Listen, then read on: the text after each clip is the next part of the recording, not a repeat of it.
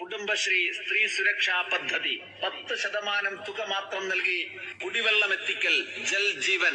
ഈടില്ലാത്ത വായ്പ, മുദ്രാ ലോൺ, ജൻ ഔഷധി, തുച്ഛവിലയ്ക്ക് മരുന്ന്, ദേശീയ തൊഴിലുറപ്പ് പദ്ധതി പ്രകാരം കിണർ നിർമ്മാണം, 100 ദിനം പൂർത്തിയാക്കിയ തൊഴിലുറപ്പുകാർക്ക് 1000 രൂപ, പെൺകുട്ടികളുടെ വിദ്യാഭ്യാസം, വിവാഹം എന്നിവയ്ക്ക് സുകന്യ സമൃദ്ധി യോജന,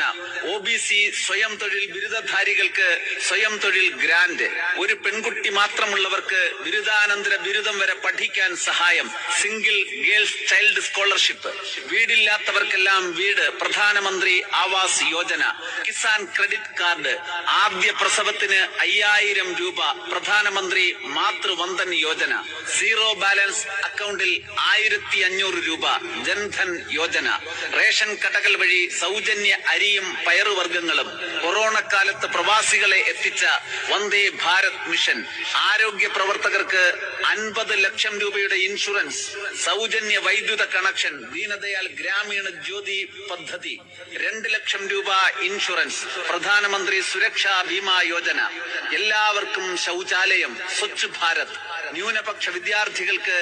MCM സ്കോളർഷിപ്പ്, എല്ലാവർക്കും പെൻഷൻ, അടൽ പെൻഷൻ യോജന, രോഗികൾക്ക് 5 ലക്ഷം രൂപയുടെ ഇൻഷുറൻസ്, ആയുഷ്മാൻ ഭാരത്, കർഷകർക്ക് പ്രതിവർഷം 6000 രൂപ, കിസാൻ സമ്മാൻ നിധി, മുന്നോക്കക്കാരിലെ പിന്നോക്കക്കാർക്ക് സംവരണം തുടങ്ങിയ ഗ്രാമവികസന പ്രവർത്തനങ്ങൾ നമ്മുടെ വാർഡുകളിൽ നടപ്പിലാക്കുവാൻ, അർഹരായവരിൽ എത്തിക്കുവാൻ